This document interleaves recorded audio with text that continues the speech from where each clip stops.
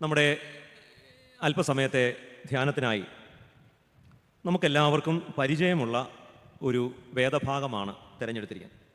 ഒരു വാക്യം മാത്രം. മത്തായിയുടെ സുവിശേഷം 27-ാമത്തെ അധ്യായം, അതിൻ്റെ 46-ാമത്തെ വാക്യം. വിശുദ്ധ മത്തായി എഴുതിയ സുവിശേഷം 27-ാമത്തെ അധ്യായം 46-ാമത്തെ വാക്യം. ഏകദേശം 9 മണി നേരത്ത് യേശു ഏലി ഏലി ലമ്മ ശബക്താനി എന്ന് ഉറക്കെ നിലവിളിച്ചു. എൻ്റെ ദൈവമേ, എൻ്റെ ദൈവമേ, നീ എന്നെ കൈവിട്ടത് എന്ത് എന്നർത്ഥം. എൻ്റെ ദൈവമേ, എൻ്റെ ദൈവമേ, നീ എന്നെ കൈവിട്ടത് എന്ത് എന്നർത്ഥം. ഒരു ചെറിയ ചോദ്യം ചോദിച്ച് തുടങ്ങാം. ഈ ചോദ്യം അങ്ങനെ വലിയ കട്ടിയുള്ള ചോദ്യമൊന്നുമല്ല. ഏത് കുട്ടിക്കും മനസ്സിലാകുന്ന ചോദ്യമാണ്. ഈ ചോദ്യം മനസ്സിലായില്ലെങ്കിൽ നിങ്ങൾക്ക് ഈ ലോകത്ത് ജീവിക്കാനുള്ള അർഹതയില്ലെന്നാണ് അതിൻ്റെ അർത്ഥം. നിങ്ങൾക്ക് സ്നേഹിതരാണോ ശത്രുക്കളാണോ കൂടുതൽ? ഇത്രയേ ഉള്ളൂ ചോദ്യം.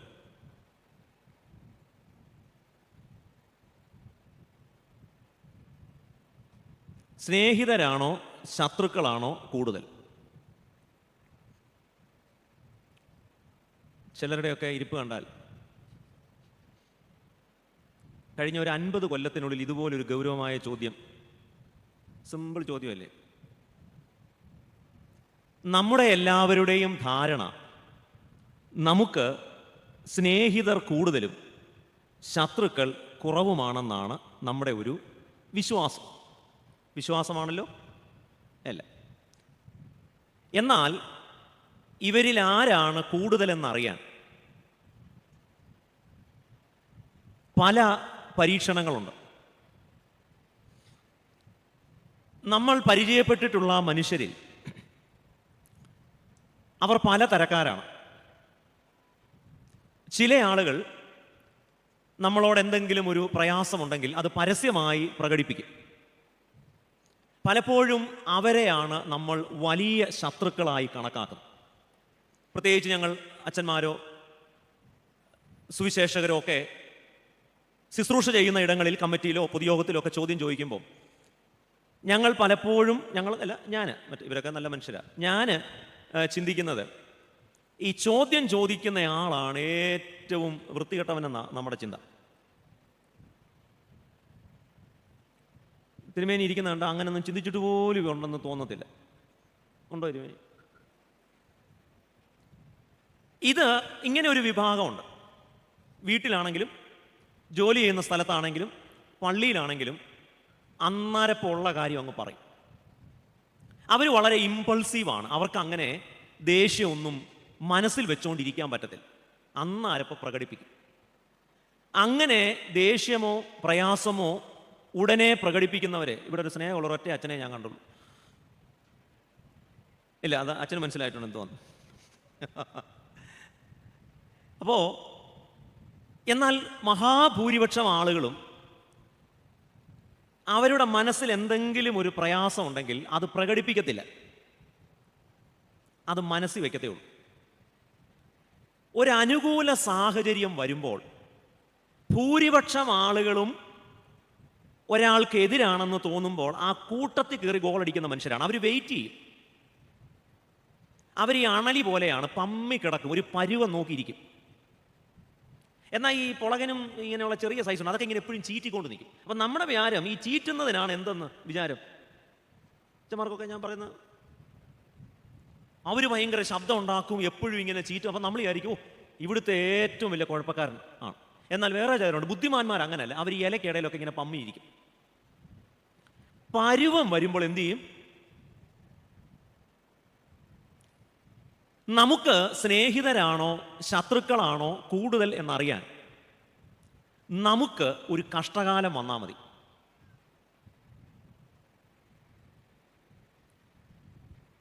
ഇപ്പം എന്നെ നാളെ കഞ്ചാവ് കേസിൽ പിടിച്ചു എന്ന് വിചാരിച്ചാൽ മതി.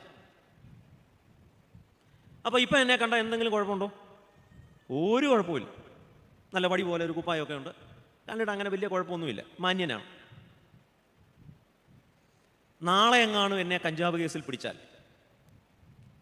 ഈ ഫ്രാൻസിസ് തിരുമേനി പറയും, ഇന്നലെ അയാളെ കണ്ടപ്പോഴേ എനിക്കൊരു അല്ലേ. എന്നാ എന്താ ഇന്ന് അങ്ങനെ ഒന്നൊരു തോന്നലുണ്ടെങ്കിൽ എന്ത് ചെയ്യണം? ഇന്ന് പറയണം. അതെന്താ പറയാത്തെ? അപ്പൊ എന്നെ പോലീസ് പിടിച്ചു എന്ന് ഇങ്ങനെ മാത്തുക്കുട്ടി അച്ഛൻ വന്ന് പറയാം, തിരുമേനി അറിഞ്ഞു നമ്മുടെ മോത്തി അച്ഛനെ കഞ്ചാവ് കേസിൽ പോലീസ് പിടിച്ചു. ഇന്നലെ അയാൾ 2 ബാഗ് കൊണ്ടുവന്നപ്പോഴേ എനിക്കറിയാം അതിൻ്റെ അകത്ത് എന്തായിരിക്കും, മിക്കവാറും എന്തോ ആയിരിക്കും. ഇത് തിരുമേനി പറയണമെങ്കിൽ എന്നെ പോലീസ് പിടിക്കുന്നതിന് മുമ്പ് പറയുമോ, പോലീസ് പിടിച്ചിട്ട് പറയുമോ?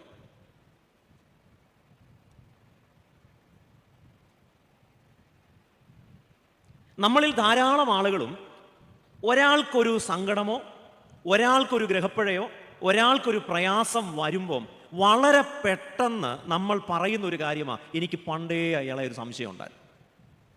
ഇന്നലെ വരെ നല്ല സുഹൃത്തുക്കളായി നല്ല സ്നേഹിതരായി നമ്മളോട് കൂടെ നിന്ന മനുഷ്യർ വളരെ പെട്ടെന്ന് എന്തു ചെയ്യും?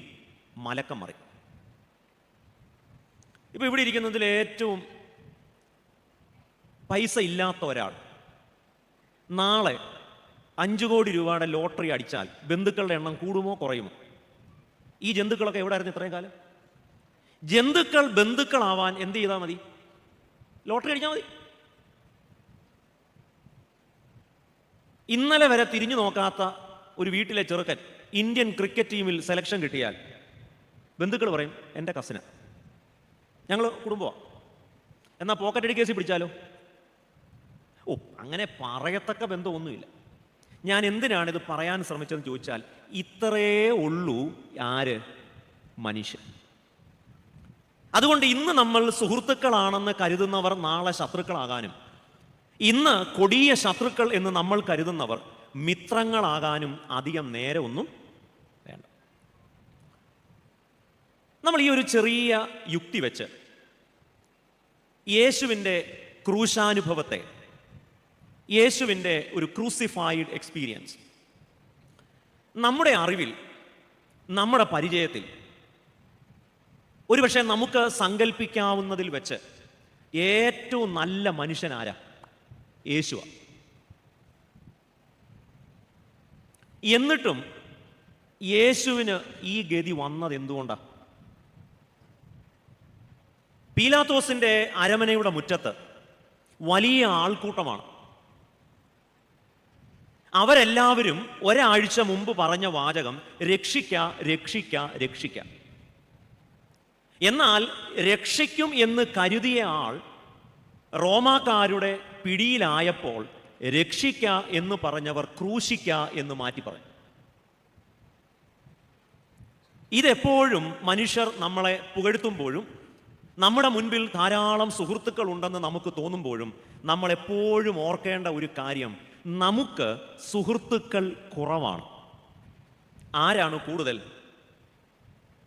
ശത്രുക്കൾ എന്ന് പറയുമ്പോൾ നമ്മൾ നന്നായി കാണണമെന്ന് ആഗ്രഹിക്കാത്ത മനുഷ്യരാണ് കൂടുതൽ. ഞാൻ ഈ ചെറിയ ചെറിയ ഉദാഹരണങ്ങളിലൂടെയാണിത് മനസ്സിലാക്കാനായിട്ട് ശ്രമിക്കുന്നത്.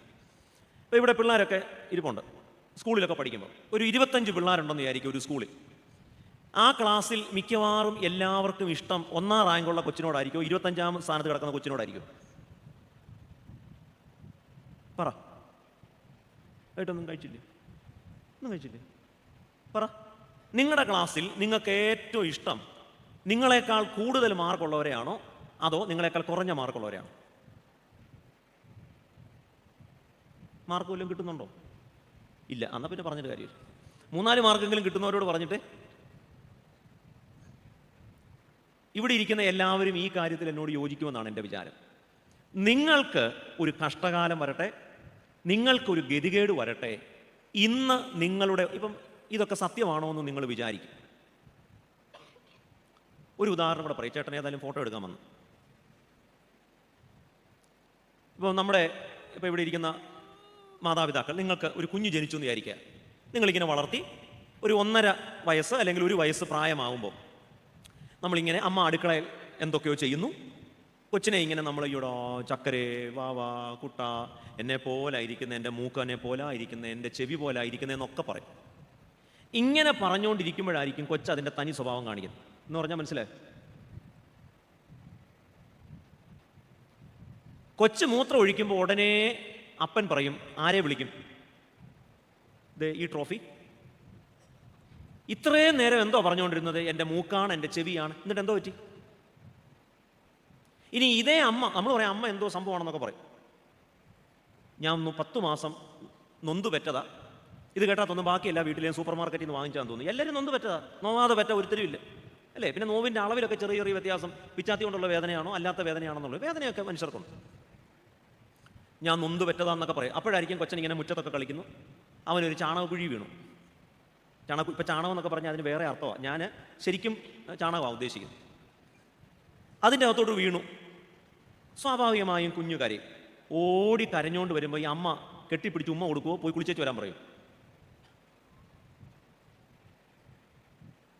പ്രിയപ്പെട്ടവർ മരിക്കുമ്പോൾ ശവടക്കിന് ചെല്ലുമ്പോൾ പറയും, അച്ഛനെ കൊണ്ടുപോകല്ലേ, എന്നെ കൂടെ കൊണ്ടുപോകും. ഇതെന്താ ടൂറിന് പോവാണോ കൊണ്ടുപോയി? എന്നെ കൂടെ കൊണ്ടുപോയി എടുത്തുകൊണ്ട് പോകല്ലേ? അപ്പോൾ ഈ അച്ഛൻ അങ്ങ് വിചാരിക്കുക ഇത്രയും സങ്കടമുണ്ട്, എന്നാൽ പിന്നെ ഈ ഐറ്റം ഇവിടെ ഇരിക്കട്ടെ ഒരു 3-4 ദിവസം കൂടെ. അപ്പോൾ എന്തോ പറയും? അച്ഛൻ ഒരു തമാശ പറഞ്ഞാൽ അച്ഛൻ ഇത്ര സീരിയസ്, ഇത്രയും നേരം പറഞ്ഞാൽ എന്തുവാ, കൊണ്ടുപോകല്ലേ, എന്നെ കൂടെ കൊണ്ടുപോയി, എനിക്ക് ഈ അച്ഛൻ്റെ കൂടെ പോകണമെന്നൊക്കെ പറയും. ആ സാധനം നിങ്ങളവിടെ വെച്ചേ. ഇത്രേ ഉള്ളൂ മനുഷ്യൻ്റെ സ്നേഹം. ഇത് ഏറ്റവും നന്നായി നമുക്ക് മനസ്സിലാവുന്നത് നമ്മുടെ കർത്താവ് ക്രൂശിൽ കിടക്കുമ്പോഴാണ്. ക്രൂശിൽ കിടക്കുന്ന സമയത്ത് പലതരത്തിലുള്ള പ്രതികരണങ്ങൾ നമ്മൾ കാണുന്നുണ്ട്. അതിൽ ചില പ്രതികരണങ്ങൾ നമ്മുടെ ജീവിത അനുഭവങ്ങളോട് ചേർത്ത് വെച്ച് ധ്യാനിക്കാമെന്നാണ് ഞാൻ വിചാരിക്കുന്നത്. യേശുക്രിസ്തുവിനെ ക്രൂശിക്കാനുള്ള ഒരുക്കങ്ങളൊക്കെ തുടങ്ങുന്നു. അതിലാദ്യം നമ്മൾ കണ്ട ഒരു പ്രതികരണം എന്ന് പറയുന്നത്, കൂടുതൽ ആളുകളും യേശുക്രിസ്തുവിൻ്റെ വിചാരണയിൽ കാഴ്ചക്കാരായി നിൽക്കുന്നവരാണ്. അപ്പം നമ്മുടെ അയൽക്കാരിലും നമ്മുടെ കൂട്ടുകാരിലും നമ്മുടെ സുഹൃത്തുക്കളിലും നമ്മൾ സ്നേഹിതർ എന്ന് കരുതുന്നവർ പലരും കാഴ്ചക്കാരാണ്, സ്പെക്ടേറ്റേഴ്സാണ്. അങ്ങനെ കുറച്ച് മനുഷ്യരുണ്ട്. അപ്പോൾ യേശുവിനെ ക്രൂശിക്കുന്ന സമയത്തും പീലാത്തോസിന്റെ അരമനയിൽ യേശുവിൻ്റെ ന്യായവിസ്താരം നടക്കുമ്പോഴും ധാരാളം ആളുകൾ കാഴ്ച കാണാൻ വന്നവരുണ്ട്. നമ്മളൊരു മരണവീട് നോക്കിയാൽ കുറേ പേര് എന്ത് കാണാൻ വരുന്നവരാ? അവർ കാണാൻ, ഇവർ കരയുന്നത് എങ്ങനെയാണ്? എ മൈനറിലാണോ, ബി മൈനർ എന്നൊക്കെ പറഞ്ഞ സൂത്രമുണ്ടോ? നിങ്ങൾക്ക് സംഗതി പിടിയിട്ടില്ലോ, എന്തൊക്കെ ഉണ്ടെന്ന് എനിക്ക് വലിയ പിടിയില്ല. അപ്പോൾ എ മൈനറിലാണോ ആ മൈനറിലാണോ എന്നൊക്കെ അവർ കരയുമ്പോൾ പറയുന്നത്, ഇവർക്കിതെല്ലാം ഇതൊരു കാഴ്ചയാണ്. എന്തെല്ലാം സങ്കടങ്ങൾ, എന്തെല്ലാം പ്രയാസങ്ങൾ നമ്മുടെ ജീവിതത്തിൽ വന്നാലും നമ്മുടെ കുടുംബത്തിലും നമ്മുടെ അയൽപക്കങ്ങളിലും നമ്മുടെ ചുറ്റുപാടുകളിലുമുള്ള കുറച്ചു മനുഷ്യർ അവർ വെറും കാഴ്ചക്കാരാണ്. ഒന്നും ചെയ്യില്ല. അവർ നമ്മളെ കുറ്റപ്പെടുത്തത്തൊന്നുമില്ല, വിമർശിക്കത്തുമില്ല. അവർക്കിതൊരു പന്തുകളി കാണുന്ന പോലെയാണ്.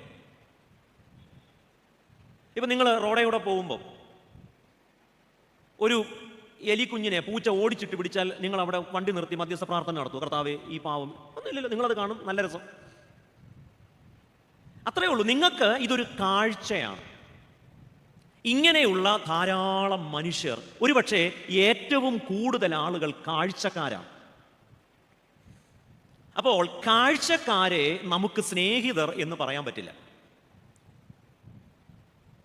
പ്രത്യേകിച്ച് അവർക്ക് നമ്മളോട് വിരോധമൊന്നുമില്ല. നമ്മുടെ നാശമൊന്നും അവരുടെ സ്വപ്നമോ ആഗ്രഹമോ ലക്ഷ്യമോ അല്ല. അത് അവരുടെ ജീവിതത്തിൻ്റെ ഒരു ശീലമാണ്. നമ്മുടെ പള്ളികളിൽ അങ്ങനെ കാണാം, അവർ വെറും കാഴ്ചക്കാരാണ്.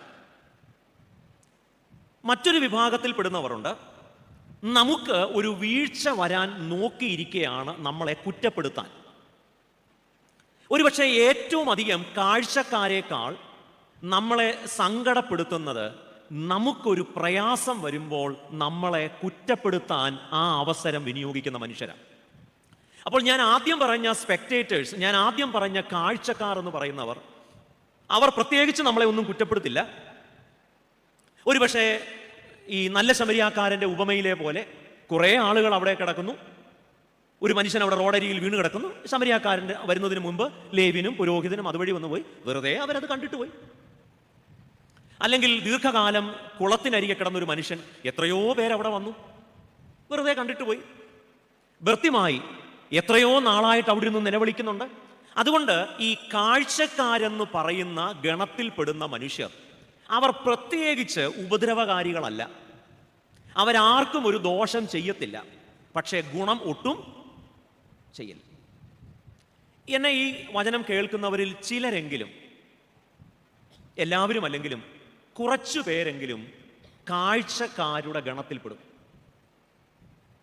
രണ്ടാമത്തെ കൂട്ടരാണ് നമ്മൾ പറഞ്ഞത്, അവർ ആ അവസരം നമ്മളെ കുറ്റപ്പെടുത്താനായി ഉപയോഗിക്കും. ഈ കൂട്ടരെയാണ് നമ്മൾ വളരെയധികം സൂക്ഷിക്കേണ്ടത്. കാരണം ഇവരുടെ ഉള്ളിലിരിപ്പും മനസ്സിലിരിപ്പും എന്താണെന്ന് പ്രത്യേകിച്ച് നമ്മൾ അവർക്ക് ഒരു ദോഷവും ചെയ്യണമെന്നില്ല. ഉദാഹരണത്തിന്, യേശു കുരിശിൽ കിടക്കുന്ന സമയത്ത് അവിടെ 2 കള്ളന്മാരുണ്ടായിരുന്നു. അതിൽ ഒരു കള്ളൻ എന്തുവാ പറഞ്ഞേ? നമ്മളിപ്പോ സമശിക്ഷാവിധിയിലുള്ളവരാണ്. ആ കള്ളനെ സംബന്ധിച്ചിടത്തോളം അയാൾക്ക് ശിക്ഷ കിട്ടുന്നുണ്ട്. എന്നാൽ യേശുവിന് ശിക്ഷ കിട്ടുന്നത് ആ അവസരം പ്രയോജനപ്പെടുത്താൻ ശ്രമിക്കുക. നിങ്ങൾ യേശുവിൻ്റെ പീഡാനുഭവ വിവരണങ്ങൾ വായിക്കുമ്പോൾ അതുവഴിയായി വന്നവരിൽ മിക്കവാറും ആളുകൾ അവനെ ദുഷിക്കാൻ, ആ വാക്ക് തന്നെയാണ് ഉപയോഗിച്ചിരിക്കുന്നത്, അവനെ ദുഷിച്ചു. യേശു ആർക്കെങ്കിലും എന്തെങ്കിലും ദോഷം ചെയ്തിട്ടുണ്ടോ? ചെയ്തിട്ടുണ്ട്. ആർക്കാണ്? ദൈവത്തെ കൊണ്ട് ലാഭമുണ്ടാക്കിയ മനുഷ്യരെ യേശു എതിർത്തിട്ടുണ്ട്. എന്തുകൊണ്ടാണ് ആ വഴി കടന്നുപോയിരുന്ന മനുഷ്യർ മുഴുവൻ യേശുവിനെ ദുഷിച്ചത്? നമുക്കും ഇതുപോലെ എന്തെങ്കിലും രോഗങ്ങളോ പ്രയാസങ്ങളോ സങ്കടങ്ങളോ ഒറ്റപ്പെടുത്തലോ ഒക്കെ വരുമ്പോൾ ചില ആളുകൾ ആ അവസരം നോക്കി നമ്മളെ ദുഷിക്കാൻ ആ അവസരം പ്രയോജനപ്പെടുത്തും. അങ്ങനെയുള്ള മനുഷ്യരുണ്ട്. വേറെ ചില ആളുകൾ പറയും, അത് അവൻ്റെ കയ്യിലിരിപ്പ്, അവൻ എന്തെങ്കിലും അങ്ങനെ ചെയ്തിട്ടുണ്ടാവും. വേദപുസ്തകത്തിൽ പിറവിയിലെ കുരുടനായ ഒരു മനുഷ്യനെ കണ്ടപ്പോൾ അവിടെ കൂടി നിന്ന ആളുകൾ യേശുവിനോട് ചോദിക്കുന്നുണ്ട്, ഇവൻ ഇങ്ങനെ പിറക്കാൻ ആരാണ് പാപം ചെയ്തത്? ഇവനാണോ ഇവൻ്റെ അമ്മയപ്പന്മാരാണ്? അപ്പോൾ നമ്മൾ അനുഭവിക്കുന്ന സങ്കടങ്ങളെല്ലാം നമ്മുടെ പാപത്തിൻ്റെ ഫലമാണെന്ന് പറയാൻ ഒരു തക്ക അവസരം നോക്കി നിൽക്കുന്ന മനുഷ്യർ ഒത്തിരിയുണ്ട്. അത് ഒന്നുകിൽ ഒരു അപകടമാവാം, അല്ലെങ്കിൽ എന്തെങ്കിലും വലിയ രോഗമാവാം, അല്ലെങ്കിൽ പരീക്ഷയിലെ തോൽവിയാവാം, അല്ലെങ്കിൽ കുടുംബജീവിതത്തിൽ എന്തെങ്കിലും പ്രശ്നങ്ങളാവാം, അല്ലെങ്കിൽ ഒരു അബോർഷനാവാം. നമുക്ക് സ്നേഹമുണ്ടെന്ന് കരുതുന്ന മനുഷ്യർ ആ അവസരത്തിൽ പറയും എന്തെങ്കിലും പ്രവൃത്തിയുടെ ഫലമാണ്. ഇങ്ങനെയുള്ള എത്ര മനുഷ്യരെ ഉണ്ട് നമ്മുടെ തന്നെ അനുഭവത്തിലും പരിചയത്തിലും. അവൻ്റെ പാപത്തിൻ്റെ ഫലമാണ്. ഒരുപക്ഷെ ഒരാൾ രോഗിയായിരിക്കുമ്പോൾ, ഒരു മരണം നടക്കുമ്പോൾ ആ കുടുംബത്തെ കുത്തി നോവിക്കാൻ കഴിയുന്ന ഏറ്റവും കടുപ്പമുള്ള വാക്കെന്ന് പറയുന്നത് അത് അവരുടെ പ്രവൃത്തിയുടെ ഫലമാണ്. ഇത് വേറെ ഒരു തരത്തിൽ പ്രയോഗിക്കുന്ന മനുഷ്യരുണ്ട്. അവര് ഭക്തന്മാരുടെ വേർഷനിൽ പെടുന്നവരാണ്. ഏതെങ്കിലും ഒരു വീട്ടിൽ ഒരു സങ്കടം വന്നാൽ അവിടെ ഓടിയെത്തും. എന്നിട്ട് പറയും, നിങ്ങൾ മാനസാന്തരപ്പെടാത്തതുകൊണ്ടാണ്. അവർക്ക് ഇത്രയും കാലം അവരെവിടായിരുന്നു? വീണ് കിടക്കുമ്പോഴല്ല, ഒരാൾ തകർന്നിരിക്കുമ്പോഴല്ല നിങ്ങൾ ഇത്തരം കാര്യങ്ങൾ പറയേണ്ടത്. ഇത് പറയുന്നവരും പറഞ്ഞത് കേട്ടിട്ടുള്ളവരും ഒക്കെ ആയിരിക്കും നമ്മളിൽ ചിലരെങ്കിലും.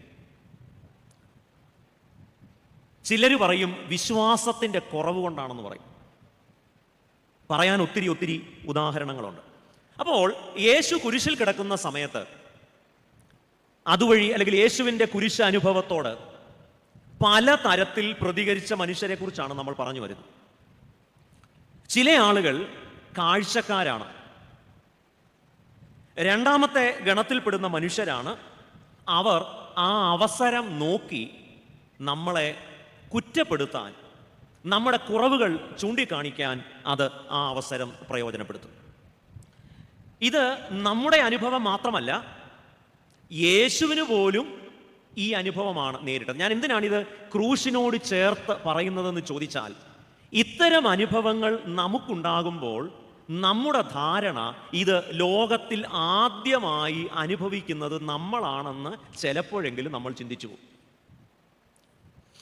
ഇപ്പം അമ്മായിയമ്മയും മരുമോളും കൂടെ വഴക്കമുള്ളൊരു വീടാണെന്ന് വിചാരിക്കുക. ഇവിടെയൊക്കെ അങ്ങനെ ഉണ്ടോ എന്ന് അറിഞ്ഞുകൂടാ. ഞങ്ങളുടെ അവിടെയൊക്കെ നാട്ടിലുണ്ട് അമ്മായിയമ്മയും മരുമോളും. അവർ തമ്മിൽ നല്ല ചകടായാന്ന് വിചാരിക്കുക, വഴക്കാന്ന് വിചാരിക്കുക. മരുമോൾക്ക് ഒരു മിസ്കാരിയേജ് വന്നാൽ, അബോർഷൻ വന്നാൽ, അമ്മായിയമ്മ എന്നെ പറയും, എന്നെ അവൾ കുറേ പറയുമോ ഇല്ലയോ? നിങ്ങളെല്ലാം നല്ല രക്ഷിക്കപ്പെട്ടവരാന്ന് തോന്നുന്നു, ഒരുത്തരും ഒന്നും പറയൂല. അങ്ങനെ പറയും. ഞങ്ങൾ അച്ഛന്മാരും അങ്ങനെ പറയും. കുറേ കാലം മുമ്പ് ഞങ്ങളുടെ പള്ളിയിൽ ഒരു അച്ഛൻ വന്നു. അപ്പം അത്യാവശ്യം പള്ളിയിലൊക്കെ ഇച്ചിരി അഭിപ്രായ വ്യത്യാസവും വഴക്കമൊക്കെയാണ്.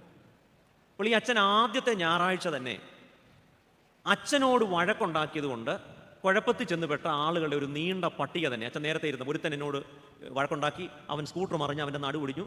വേറൊരുത്തൻ ഇങ്ങനെ കുറേ കഥകൾ പറഞ്ഞു. ഒരുത്തൻ എന്നോട് വഴക്കുണ്ടാക്കി, അവൻ്റെ തലയിൽ തേങ്ങ വീണു. വേറൊരുത്തൻ എന്നോട് വഴക്കുണ്ടാക്കി, അവനെ അമ്മായിയമ്മ ഒലക്ക കൊണ്ടടിച്ചു. ഇങ്ങനെ ഇതെല്ലാം കൂടെ കേട്ട് പിന്നെ ഞങ്ങളുടെ പള്ളിയിൽ ഒരു പ്രശ്നമില്ലായിരുന്നു കുറച്ചു കാലത്തെ. ഞങ്ങൾ അച്ഛന്മാർ ഈ ആയുധം ഉപയോഗിക്കുന്നവരാ. ഏതെങ്കിലും കാരണവശാൽ ഞങ്ങൾക്കൊരു പ്രയാസം നിങ്ങൾ ഉണ്ടാക്കിയാൽ, നിങ്ങൾക്ക് ആ പോകുന്ന വഴിക്ക് കമ്മിറ്റി കഴിഞ്ഞ് പോകുന്ന വഴിക്ക് എന്തെങ്കിലും നിങ്ങളെ പട്ടി കടിക്കുമോ, നിങ്ങൾ പട്ടിയെ കടിക്കുമോ, എന്തെങ്കിലും ഒരു പ്രശ്നം വന്നാൽ ഉടനെ ഞങ്ങൾ അച്ഛന്മാരെന്തായിരിക്കും പറയുന്നത്?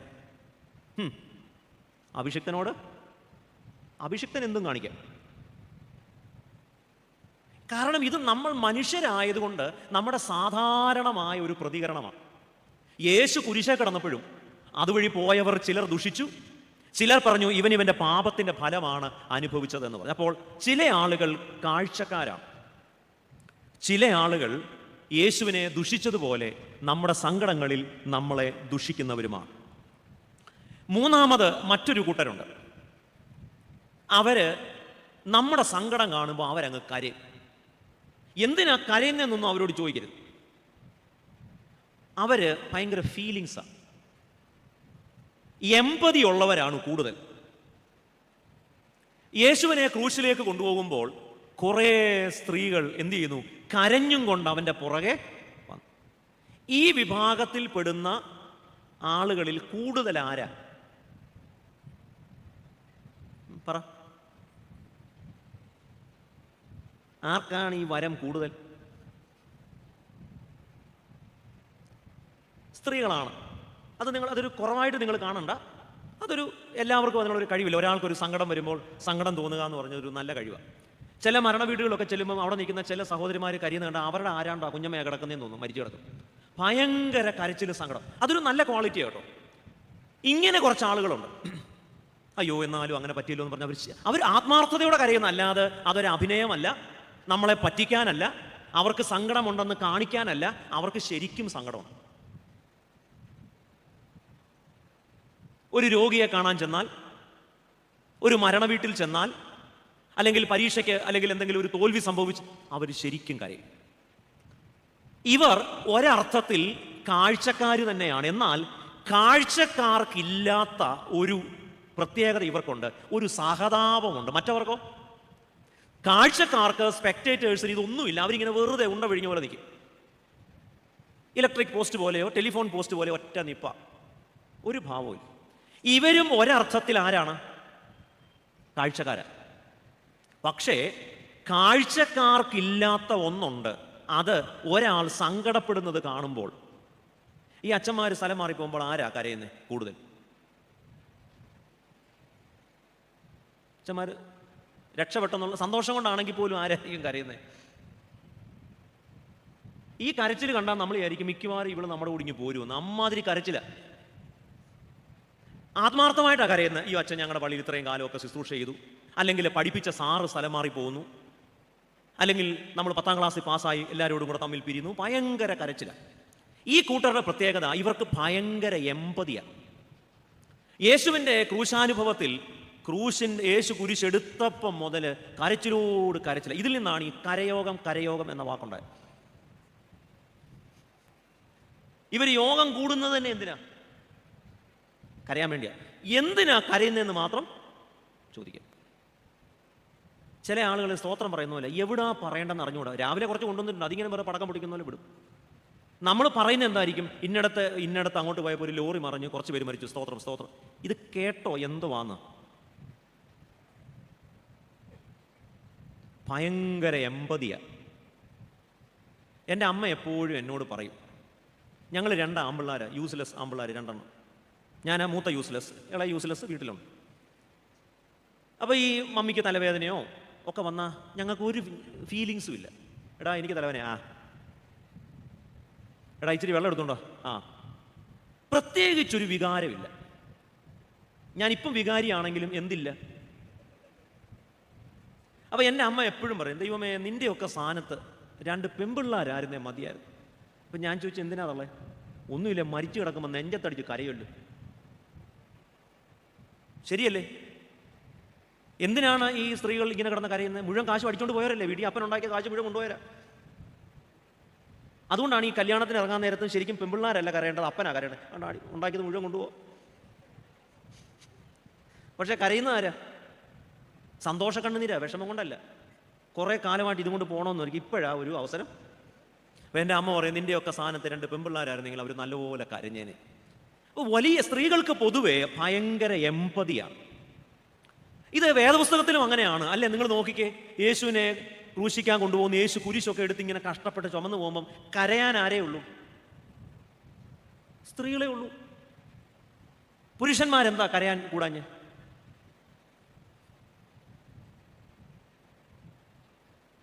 കരയാൻ അതൊരു മോശം ക്വാളിറ്റിയാണെന്ന് നിങ്ങൾ വിചാരിക്കരുത്. ഒരു പക്ഷേ നിങ്ങളുടെ ഭർത്താക്കന്മാരോ അപ്പന്മാരോ ഒക്കെ കളിയാക്കുമായിരിക്കും, പക്ഷെ അതൊരു നല്ല ക്വാളിറ്റി. എൻ്റെ ഒരു മാവിയുണ്ട്. അപ്പോൾ ഞങ്ങളുടെ വല്യപ്പച്ചൻ്റെ അളിയൻ മരിച്ചു. അപ്പോൾ എനിക്കന്നൊരു 10 വയസ്സോ എല്ലാം കാണും.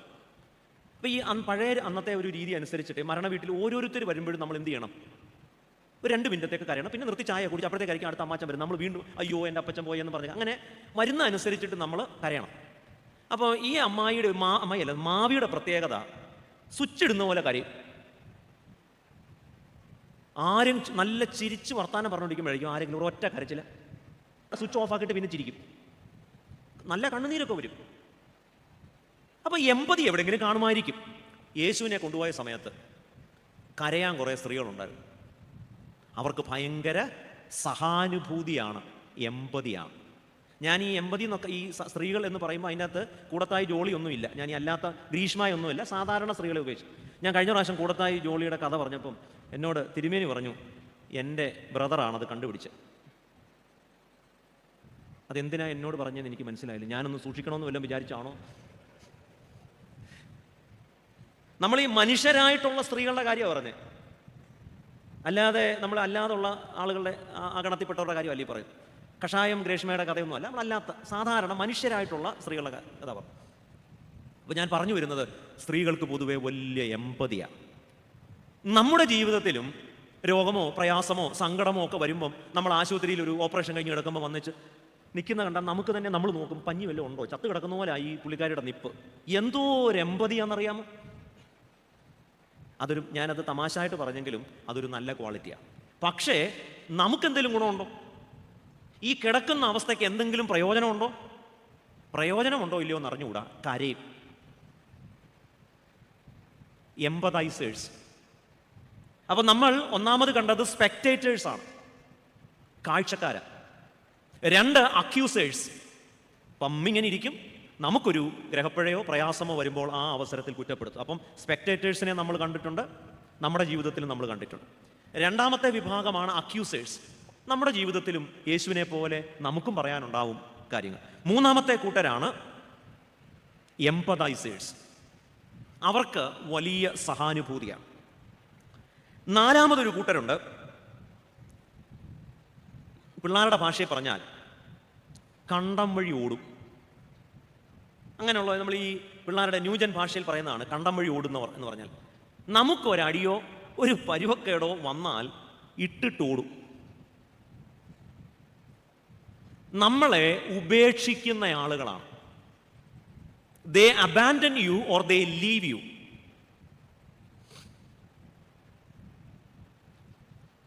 യേശുക്രിസ്തുവിൻ്റെ ക്രൂശിനോട് ചേർത്ത് നമ്മൾ പല മനുഷ്യരെ കാണുന്നുണ്ട്. ശിഷ്യന്മാരെന്തൊക്കെയാ യേശുവിനോട് പറഞ്ഞേ? ഒരാൾ പറഞ്ഞു പുള്ളി വാളുമായിട്ടാണ് നടക്കുന്നത്. പുള്ളി ഈ മറ്റേ നമ്മുടെ മലബാറിലൊക്കെ ഉള്ളതുപോലെ ചേകവ ഫാമിലിയാണ്. വടക്കൻ വീരഗാഥയിലെ ചന്തുവിൻ്റെ റിലേറ്റീവായിട്ട് വരും. വെട്ടുന്നു, ഭയങ്കര വെട്ട. പുള്ളി ഒരു ഒരു ഒരു വാളും ഒക്കെ ആയിട്ട് യേശു അപകടത്തിലായപ്പം വെട്ടുന്നു. വേറൊരു കൂട്ടർ പറഞ്ഞു, ജീവൻ പോയാലും ഞങ്ങൾ നിന്നെ ഉപേക്ഷിക്കത്തില്ല. എന്തൊക്കെയായിരുന്നു? മലപ്പുറം കത്തി, നാടൻ ബോംബ്. യേശുവിനെ പിടിച്ചെന്നറിഞ്ഞപ്പം ഈ കക്ഷികൾ കണ്ടം വഴി ഓടി. അതുകൊണ്ടാണ് മർത്തോമായുടെ ഈ പീഡാനുഭവ വാരത്തെ ക്രമത്തിൽ പറഞ്ഞു, തോമസേ നീ എവിടാ? അവൻ കണ്ടം വഴി എന്നേ ഓടി. അന്ത്രയോസേ എല്ലാം പറഞ്ഞ ഈ മറ്റേ ഡയലോഗ് പറഞ്ഞ പോലെ, ഞാൻ നോക്കും വെട്ടും മാന്തും, ഒരുത്തനെയും കാണാനില്ല, എല്ലാവരും ഓടി. സ്വന്തം തടി കേടാകുന്നു എന്ന് അറിയുമ്പോൾ എല്ലാവരും ഓടും. ഇതിൽ ഒരു പുള്ളി മാത്രം, പുള്ളി ഓടിയില്ല. എന്നാലും ഇവിടെ എന്തോ നടക്കുന്നതെന്നൊന്ന് അറിയാമെന്ന് വിചാരിച്ച് പുള്ളി ഇങ്ങനെ പതുക്കെ മാറിയൊക്കെ നിൽക്കുക. അപ്പം മറ്റവരെക്കാൾ ഭേദമാണ് ആര്? ഈ ചേട്ടൻ. മറ്റവരൊക്കെ എന്ത് ചെയ്തു? കണ്ടം വഴി റബ്ബറും തോട്ടത്തിൽ കൂടെ ഓടി. നിന്നെ വിട്ട് ഒരിടത്തും പോകത്തില്ല, എന്തൊക്കെയായിരുന്നു. അപ്പോൾ ഈ ചേട്ടൻ ഇങ്ങനെ നിൽക്കുക. അപ്പോൾ അതുവഴി ഒരു പെങ്കൊച്ച് കപ്പലണ്ടിയെ വിൽക്കാനും കണ്ട് അതുവഴി വന്നു. നോക്കിയപ്പോൾ നല്ല പരിചയം, പല പ്രാവശ്യം ഈ കിടക്കുന്ന പുള്ളിയുടെ കൂടെ കണ്ടിട്ടുള്ളതാണ്. നീ ആ പുള്ളി തമ്മിൽ? ഏത് പുള്ളി? നിങ്ങൾ തമ്മിൽ? ആര്? എപ്പോ? ചുമ്മാ അനാവശ്യം പറയല്ലോ കൊച്ചേ. ഇന്നലെ എന്തോ പറഞ്ഞേ? വാളൊക്കെ ഊരി വെട്ടിയ കക്ഷിയാണ്. ഇപ്പം കട്ടയം പടം മടക്കി പമ്മി ഒതുങ്ങി ഒരു മൂലയ്ക്ക് ഇരിക്കുക. കുറച്ചുകൂടെ കഴിഞ്ഞപ്പോൾ വേറൊരു തന്നെ സോഡ വിൽക്കാൻ അത് വഴിയോ? നിങ്ങൾ തമ്മിൽ? ആര്? അയ്യോ, യേശു എന്നോ? അതാരാ? പിന്നെ ഒരുത്തിനോട് ചോദിച്ചപ്പോഴത്തേക്ക് പുള്ളി പറഞ്ഞു, അങ്ങ് പ്രാകാനും ആണയിടുവാൻ. അയ്യോ, എനിക്ക് ഒരു പരിചയവും ഇല്ല മനുഷ്യന്. നമ്മുടെ യഥാർത്ഥ കൂട്ടുകാർ ആരെന്നറിയാൻ നമ്മളൊന്ന് കുരിശ കയറിയാൽ മതി. ഒരാളും നിങ്ങളുടെ കൂടെ നിൽക്കും എന്ന് നിങ്ങൾ കരുതരുത്. ചിലർ കാഴ്ചക്കാരാണ്, സം ആർ സ്പെക്ടേറ്റേഴ്സ്. എപ്പോഴും കൂടെ കാണും, പക്ഷേ ഒരു പ്രയാസം വരുമ്പോൾ അവർ നോക്കി നിൽക്കും. വേറെ ചില ആളുകൾ ആ അവസരത്തിൽ നമ്മുടെ പൂർവ്വകാലം നമ്മെ ഓർമ്മിപ്പിക്കുകയോ നമ്മുടെ എന്തെങ്കിലും കുറവുകൾ പറഞ്ഞ് നമ്മെ ദുഷിക്കുന്നവരോ ആയിരിക്കും. വേറൊരു കൂട്ടരുണ്ട്, നമ്മൾ ക്രൂശേ കയറുമ്പം വെറുതെ നോക്കിക്കരയും. കരയാനല്ലാതെ ആ പാവം സ്ത്രീകൾ, അവർ നിസ്സഹായരാണ്. അപ്പൊ ഈ എംപതൈസേഴ്സിന്റെ, കരയുന്നവരുടെ ഒരു പ്രത്യേകത എന്ന് പറഞ്ഞാൽ അവർക്ക് സഹാനുഭൂതിയുണ്ട്, പക്ഷേ അവർ നിസ്സഹായരാണ്. അവരുടെ കയ്യിൽ ഒന്നുമില്ല. ആകെ ചെയ്യാൻ കഴിയുന്നത് കരയാൻ മാത്രമാണ്. നാലാമത്തെ കൂട്ടരെ കുറിച്ചാണ് നമ്മൾ പറഞ്ഞത്. യേശുവിൻ്റെ ശിഷ്യന്മാർ, യേശു സൗഖ്യമാക്കിയവർ, യേശു കാഴ്ച നൽകിയവർ, യേശു ഉയർപ്പിച്ചവർ, യേശു പോഷിപ്പിച്ചവർ. ഒറ്റ ഒരുത്തരെയും കാണാനില്ല. നമ്മൾ ഉപകാരം ചെയ്ത മനുഷ്യർ നമ്മുടെ സങ്കടങ്ങളിൽ ഒപ്പം കാണും എന്ന് പ്രതീക്ഷിക്കരുത്. കാരണം ഒരാൾക്കും അവനവൻ്റെ ജീവനേക്കാൾ വലുതല്ല നമ്മുടെ ജീവൻ.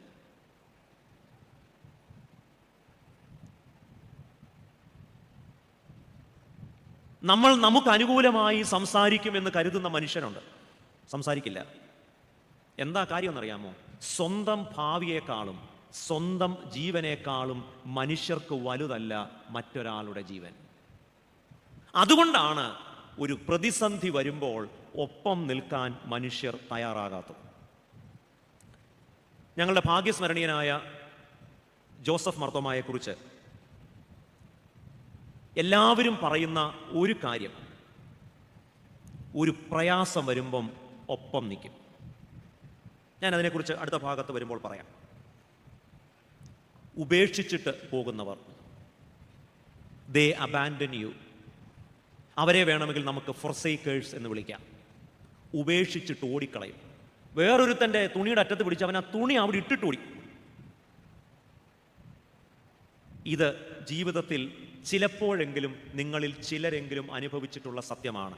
ഒപ്പം നിൽക്കും എന്ന് ചിന്തിക്കുന്നവർ ഒപ്പിക്കുന്ന അവസരങ്ങളുണ്ട്. അത് നമ്മുടെ കുഴപ്പമോ നമ്മൾ മോശക്കാരോ ആയതുകൊണ്ടല്ല. സർവശക്തനായ യേശു തമ്പുരാന് പോലും അതാണ് അവസ്ഥയെങ്കിൽ നമ്മളൊക്കെ എത്രയോ സാധാരണക്കാരാണ്. അഞ്ചാമത് ഒരു കൂട്ടരുണ്ട്, അവരവിടെ നിൽക്കും. അപ്പോൾ ഒരു കൂട്ടർ നമ്മൾ കണ്ടു, ദേ വെർ സ്പെക്ടേറ്റേഴ്സ്. അവരിങ്ങനെ കാഴ്ചക്കാരാണ്.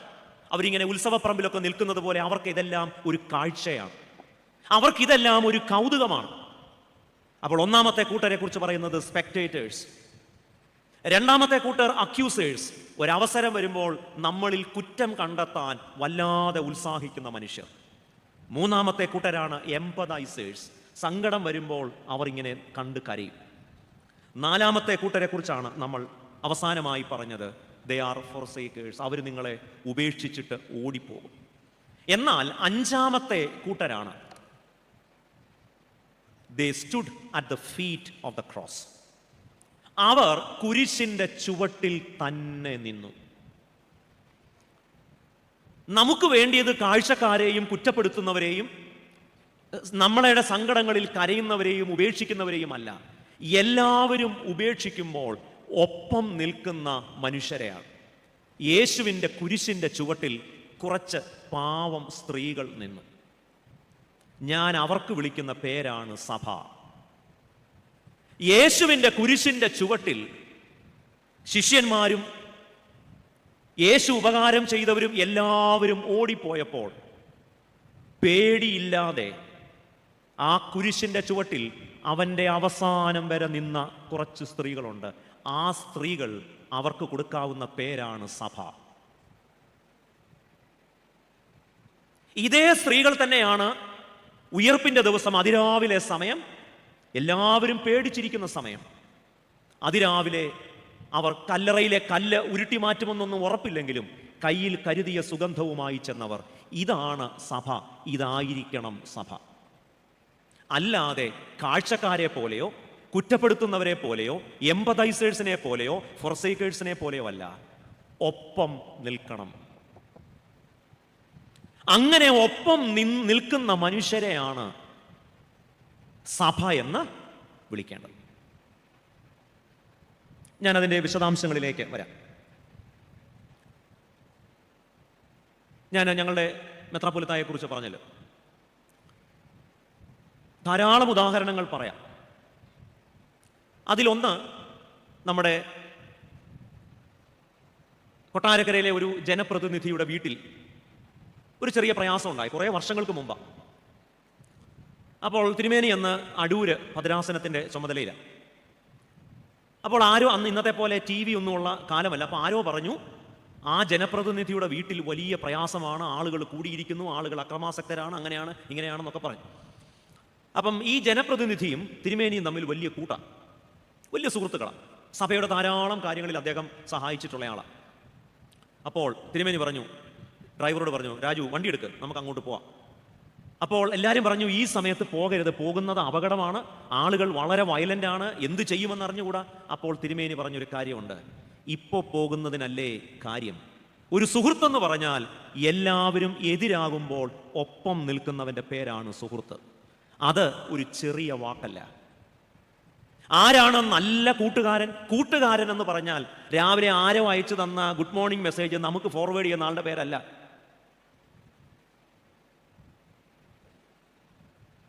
കൂട്ടുകാരൻ എന്ന് പറഞ്ഞാൽ ഇതാണ്. തിരുമേനി പോയി, ജനപ്രതിനിധിക്ക് വിശ്വസിക്കാൻ പറ്റിയില്ല. കാരണം ആരും അടുക്കാത്ത സമയത്ത് അടുത്ത് ചെല്ലുന്നവൻ്റെ പേരാണ് സുഹൃത്ത്. അപാര ധൈര്യമുള്ള മനുഷ്യനായിരുന്നു ജോസഫ് മാർത്തോമ. ഞാൻ പറയാൻ വന്നത്, അവിടെ പോയാൽ അദ്ദേഹത്തിന് നാണക്കേടുണ്ടാവാം. പത്രങ്ങളിലൊക്കെ കൂട്ടുകാരൻ എന്ന വാക്കിന് ഒരർത്ഥമുണ്ട്. മറ്റൊരു ഉദാഹരണം കൂടെ പറയാം. ഞങ്ങളുടെ ഒരു വൈദികൻ ഒരു കൊലക്കേസിൽപ്പെട്ടു. കൊലക്കേസിൽ പറഞ്ഞാൽ അദ്ദേഹം കൊന്നു എന്ന അർത്ഥത്തിലല്ല. ഒരു മദ്യപാനിയായ മനുഷ്യനെ ഇത് മോചിപ്പിക്കുന്ന സ്ഥലങ്ങളുണ്ടല്ലോ, ഡി അഡിക്ഷൻ സെന്റേഴ്സ് എന്ന് പറയും. അവിടെ കൊണ്ടുപോയി. ഇച്ചിരി വെള്ളം തരാം, ഇച്ചിരി വെള്ളം തരാം. പണ്ടൊക്കെ വെള്ളം തരുമായിരുന്നു വരുമ്പോൾ. സാമ്പത്തിക പ്രതിസന്ധിയാണോ? ചുമ്മാ പറഞ്ഞ, തിരുമേനിയോടുള്ള ഇഷ്ടം കൊണ്ട് പറഞ്ഞു. അപ്പോൾ ഈ വീട്ടുകാർ പറഞ്ഞു, ഈ പുള്ളിയെ എങ്ങനെയെങ്കിലും രക്ഷിക്കണം, കാരണം വലിയ ശല്യമാണ് മദ്യപാനം കൊണ്ട്. അപ്പോൾ അച്ഛൻ പറഞ്ഞു, അപ്പം ഇന്നെന്താ നമുക്ക് ശരിയാക്കാമെന്ന് പറഞ്ഞു. അന്ന് ഈ അംബാസഡർ കാറൊക്കെ ഉള്ളൂ, ഇന്നത്തെ പോലെ വലിയ കൂടിയ കാർ. അപ്പം ഈ കള്ളു കുടിക്കുന്ന ആളെ ഇതുവഴിയാണ് വരുന്നത്. ബൂസ്റ്റ് അല്ല അല്ലേ, റൈറ്റ്. അപ്പോൾ അവർ പറഞ്ഞു ഞങ്ങളൊരു കാറൊക്കെ വിളിക്കാം. അങ്ങനെ ഈ മദ്യപാനിയായ അല്ലെങ്കിൽ അതിൽ നിന്നും രക്ഷ ആഗ്രഹിക്കുന്ന മനുഷ്യൻ, പക്ഷേ അദ്ദേഹത്തിന് താല്പര്യമില്ല ഇത് നിർത്താൻ. ചേട്ടന്മാർക്കും അനിയന്മാർക്കും ഇദ്ദേഹത്തെ എങ്ങനെയെങ്കിലും ഒന്ന് രക്ഷിക്കണമെന്ന് ആഗ്രഹമുണ്ട്. അങ്ങനെ നമ്മുടെ ടാസ്കി വിളിച്ചു, പഴയ ടാസ്കി വിളിയിടാന്ന് പറഞ്ഞാൽ ഒരു ടാക്സി വിളിച്ചു. എന്നിട്ട് അകത്തെ കയറ്റി. എന്നിട്ട് ഈ ഡ്രൈവർ ഓടിക്കുന്നുണ്ട്, അച്ഛൻ ഫ്രണ്ടിലിരുന്നു. അപ്പോൾ ഈ മദ്യപാനിയായ മനുഷ്യൻ ചേട്ടൻ്റെ അനിയൻ്റെ നടുക്കിരുന്നു.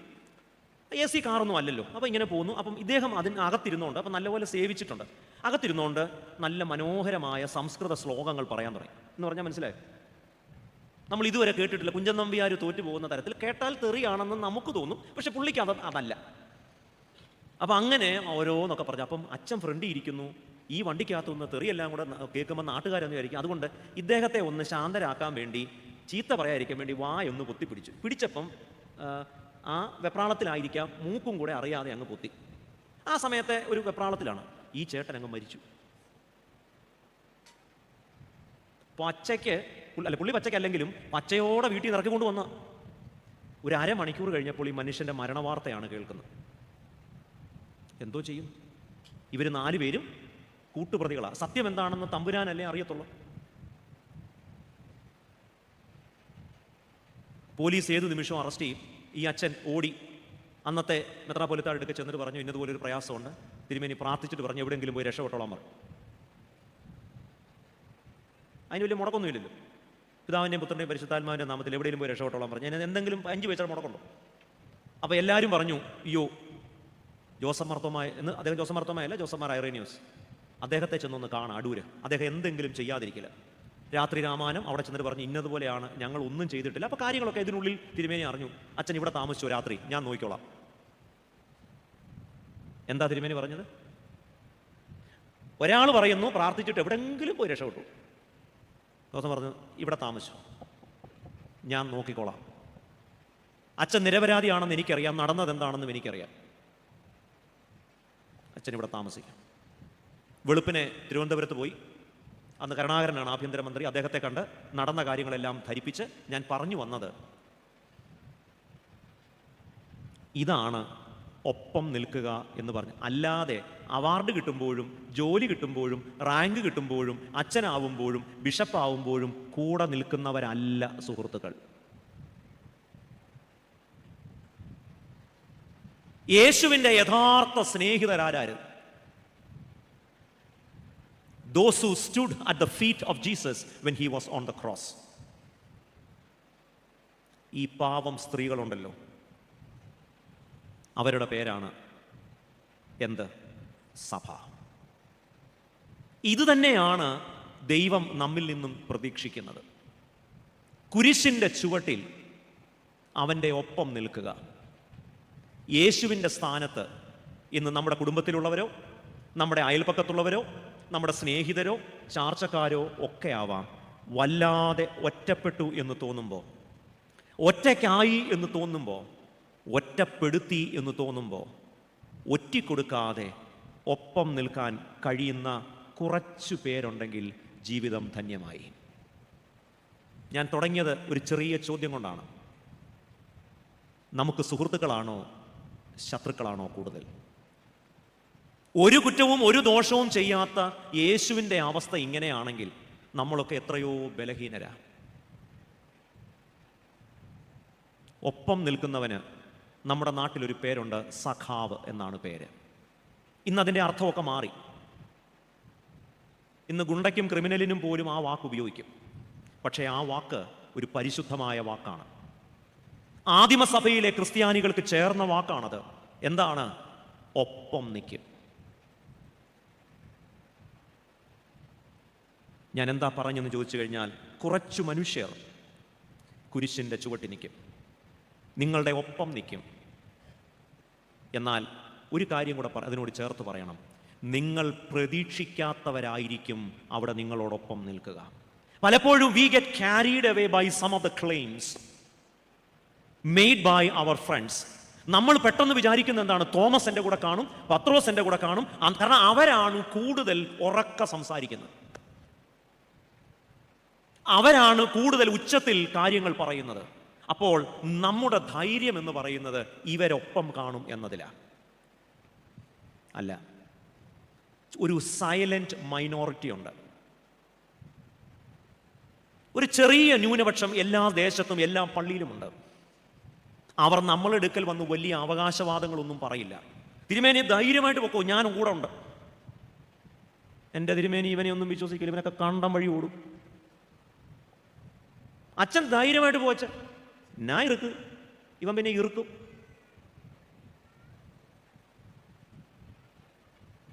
ഞാൻ ഇറുക്കെന്നൊക്കെ പറഞ്ഞ് കയറി വെച്ചാൽ അവസാനം നമ്മൾ ഇറുക്കി ഒരു പരിവാവും. നിങ്ങൾ പ്രതീക്ഷിക്കാത്ത കുറച്ച് സാധു മനുഷ്യരുണ്ട്. ഞാൻ പറയും, ഈ സഭയുടെ ബലം എന്ന് പറഞ്ഞാൽ അതാണ്.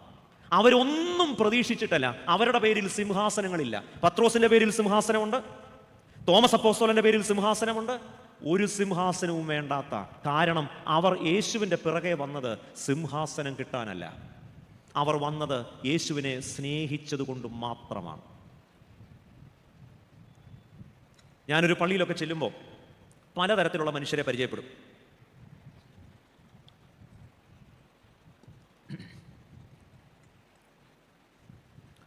നമ്മൾ ആദ്യമായിട്ടൊക്കെ പള്ളിയിൽ ചെല്ലുമ്പോൾ കുറച്ച് ആളുകൾ നമ്മുടെ അടുത്ത് വന്നിട്ട് റിപ്പോർട്ട് തരും ഓരോരുത്തരെ കുറിച്ചും.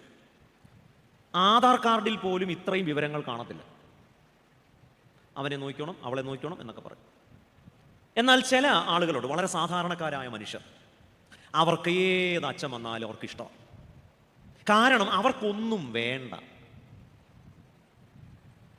ഒന്നും ആഗ്രഹിക്കാതെ, ഒന്നും പ്രതീക്ഷിക്കാതെ, ഒരു സ്ഥാനവും മോഹിക്കാതെ ഈ സഭയെ സ്നേഹിക്കുന്ന, ഈ സഭയുടെ ഏത് പ്രതിസന്ധിയിലും അത് കുരിശായാലും അതിൻ്റെ ചുവട്ടിൽ നിൽക്കുന്ന കുറച്ചു മനുഷ്യരുണ്ട്.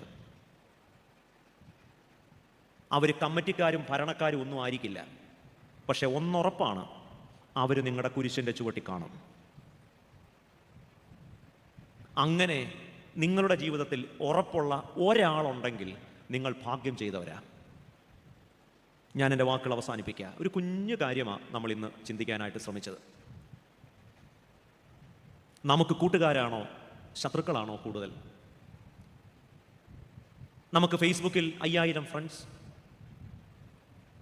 ഇൻസ്റ്റയിൽ 3000 ഫോളോവേഴ്സ്, സ്നാപ്ചാറ്റിൽ 2000 ഫോളോവേഴ്സ്. ഒരു കാര്യമില്ല. നമ്മൾ പ്രതീക്ഷിക്കുന്ന പലരുമല്ല സഹായത്തിന് ഓടി വരുന്നത്. അത് ചിലപ്പോൾ നമ്മൾ എഴുതിത്തള്ളിയ മനുഷ്യരായിരിക്കും ചിലപ്പോൾ നമ്മുടെ സഹായത്തിനെത്തുക. വലിയ പരിശുദ്ധന്മാരെന്നും വലിയ പ്രഖ്യാപനങ്ങൾ നടത്തുന്നവരൊന്നുമല്ല, വളരെ സാധാരണക്കാരായ മനുഷ്യർ. നിങ്ങളേത് കുരിശേ കയറിയാലും, ആരെല്ലാം നിങ്ങളെ ഇട്ടിട്ട് പോയാലും, നിങ്ങളുടെ ചുവട്ടിൽ തന്നെ അവർ കാണും. ഏതു പള്ളിയിലും അങ്ങനെ ഒരു 5-6 പേര് കാണും. ഏതു മഹാ ഇടവകയിലും അങ്ങനെ കുറച്ച് പേര് കാണും. അവരുടെ കരുത്തിലാണ് ഈ സഭ മുന്നോട്ട് പോകുന്നത്. അല്ലാതെ ഏതച്ഛൻ ഏത് സ്ഥാനം എടുക്കണം, ആര് തിരുമേനിയാവണം എന്നൊക്കെ പറഞ്ഞ് പൊളിറ്റിക്സ് കളിക്കുന്ന ഒരുത്തനെയും നമ്പല്.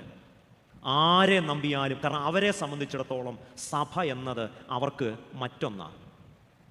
എന്നാൽ ഒന്നും വേണ്ട, കരഞ്ഞ് നിലവിളിച്ച് പ്രാർത്ഥിക്കുന്ന കുറച്ച് മനുഷ്യരുണ്ട്. അവരെ നിങ്ങൾക്ക് ഉറപ്പിക്കാം, നിങ്ങളുടെ കുരിശിൻ്റെ ചുവട്ടിൽ അവർ കാണും. എന്നാൽ പലപ്പോഴും വലിയ ധനികർ, സ്വാധീനമുള്ളവർ, ഇവരെയൊക്കെയാണ് ഒപ്പം കാണും എന്ന് നമ്മൾ കരുതുന്നവർ. യേശുവിൻ്റെ കുരിശിൻ്റെ ചുവട്ടിൽ കുറച്ച് സാധാരണക്കാരായ മനുഷ്യർ, അവരെ നമുക്ക് സഭയെന്ന് വിളിക്കാം. ഒരു സഭ എങ്ങനെ ആയിരിക്കണം എന്നത് അവരിൽ നിന്നാണ് നമ്മൾ പഠിക്കേണ്ടത്. നമ്മുടെ ജീവിതാനുഭവങ്ങളെ യേശുവിൻ്റെ കുരിശിനോട് ചേർത്ത് വയ്ക്കാം. ചേർത്ത് വയ്ക്കുമ്പോൾ യേശു കുരിശിൽ അനുഭവിച്ചതൊക്കെ നമ്മുടെയും അനുഭവമാണെന്ന് നമുക്ക് മനസ്സിലാവും. യേശു കുരിശിൽ കയറിയപ്പോൾ കുറച്ച് സ്പെക്ടേറ്റേഴ്സ്, ചില ആളുകൾ യേശുവിനെ കുറ്റപ്പെടുത്തി, അക്യൂസേഴ്സ്. ചില ആളുകൾ സങ്കടം കൊണ്ട് കരഞ്ഞു, എംപതൈസേഴ്സ്. ചില ആളുകൾ അവനെ ഇട്ടിട്ട് പോയി, ഫോർസൈക്കേഴ്സ്. ചില ആളുകൾ അവൻ്റെ ഒപ്പം നിന്നു, അവരാണ് ഫോളോവേഴ്സ്. നമ്മുടെ ജീവിതത്തിൽ ഇത് തിരിച്ചറിയുന്ന അവസരങ്ങളുടെ പേരാണ് കുരിശ്. അതുകൊണ്ട് കുരിശ് കേവലം ചില സങ്കടങ്ങൾ മാത്രമല്ല, ചില തിരിച്ചറിവുകളും നമുക്ക് തരുന്നു. അതുകൊണ്ട് ചിലപ്പോൾ നമുക്ക് സങ്കടങ്ങളും വേദനകളും പ്രയാസങ്ങളും തോൽവികളും വരുന്നത് നല്ലതാ. കതിരേതാ പതിരേതാ എന്ന് തിരിച്ചറിയാം. മിന്നുന്നതെല്ലാം പൊന്നല്ല എന്നറിയണമെന്നുണ്ടെങ്കിൽ നമുക്കൊരു പ്രയാസം വരണം. എന്നാൽ അത്തരം സന്ദർഭങ്ങളിൽ ഒപ്പം നിൽക്കുന്ന കുറച്ച് മനുഷ്യർ, ആ മനുഷ്യരാണ് നമ്മുടെ ബലം. ആ മനുഷ്യരാണ് സഭയുടെ ശക്തി. ആ മനുഷ്യരെയാണ് സഭ എന്ന് നാം വിളിക്കേണ്ടത്. എന്നെ കേൾക്കുന്ന പ്രിയപ്പെട്ടവർ, യേശു കുരിശിൽ കിടന്ന് നിലവിളിക്കുക, എൻ്റെ ദൈവമേ, എൻ്റെ ദൈവമേ, നീ എന്നെ കൈവിട്ടു. യേശു കുരിശിൽ കിടന്നുകൊണ്ട് ഇതെല്ലാം കാണുക. ഇത് കണ്ടപ്പോൾ യേശുവിന് തോന്നി ദൈവം എന്നെ കൈവിട്ടു എന്ന്. ഈ സന്ദേശത്തിൻ്റെ ഒരു കൺക്ലൂഷൻ എന്ന നിലയിൽ ആ വാക്കിന് ഒരു വ്യാഖ്യാനം കൂടെ കൊടുത്ത് ഞാൻ അവസാനിപ്പിക്കാം. എന്തുകൊണ്ടാണ് യേശുവിന് ദൈവം കൈവിട്ടത് എന്ന് തോന്നിയത്? തലേ രാത്രി ഗതസമനയിൽ വെച്ച് യേശു പറഞ്ഞതാണ്, പിതാവേ, എൻ്റെ ഇഷ്ടമല്ല നിന്റെ ഇഷ്ടം തന്നെ നിറവേറട്ടെ. പിന്നെ എന്താ ഇപ്പോൾ കുരിശിൽ കിടന്നപ്പോൾ അങ്ങനെ തോന്നാൻ കാരണം?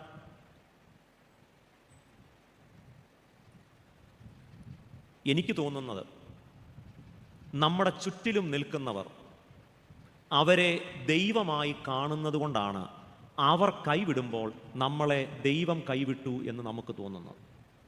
ഞാൻ പറഞ്ഞാൽ മനസ്സിലായോ? വേറൊരു തരത്തിൽ പറഞ്ഞാൽ, ലോകം മുഴുവൻ നമുക്കെതിരാണെന്ന് തോന്നുന്നത് ലോകത്തിലുള്ളവരെല്ലാം എതിരായത് കൊണ്ടല്ല, ചില മനുഷ്യരെ നമ്മൾ നമ്മുടെ ലോകമാണെന്ന് ധരിച്ചതുകൊണ്ടാണ്. ദൈവം നമ്മളെ കൈവിട്ടിട്ടില്ല. നമ്മുടെ കൂടെ നിൽക്കുമെന്നും മരണം വരെ ഒപ്പമുണ്ടാകുമെന്ന് പറഞ്ഞവരെ നമ്മൾ ദൈവമായി തെറ്റിദ്ധരിച്ചത് കൊണ്ടാണ് അവരുപേക്ഷിക്കുമ്പോൾ ദൈവം നമ്മളെ ഉപേക്ഷിച്ചു എന്ന് നമുക്ക് തോന്നുന്നത്. എന്നാൽ യേശുവിന് മനസ്സിലായി, പത്രോസ് പോട്ടെ, അന്ത്രയോസ് പോകട്ടെ, തോമസ് ഓടി പോകട്ടെ, യാക്കോബ് ഓടി പോകട്ടെ, യോഹന്നാൻ ഓടി പോകട്ടെ, എൻ്റെ കുരിശിൻ്റെ ചുവട്ടിൽ കുറച്ച് മനുഷ്യർ നിപ്പുണ്ട്. അതുമതി ജീവിക്കാൻ. അതുമതി ഏത് സങ്കടക്കടലും നീന്തിക്കടക്കാൻ. അങ്ങനെയുള്ള ചുരുക്കം ചില സുഹൃത്തുക്കളെ, ചുരുക്കം ചില സ്നേഹിതരെ സമ്പാദിക്കാൻ നമുക്ക് കഴിഞ്ഞാൽ ജീവിതം സാർത്ഥകമായി. അങ്ങനെ ആ കുരിശിൻ്റെ ചുവട്ടിലെ കുറച്ച് മനുഷ്യരെ പോലെ ആയിത്തീരാൻ ദൈവം നമുക്ക് സഹായിക്കട്ടെ. ദൈവം നമുക്കതിന് കൃപ നൽകട്ടെ.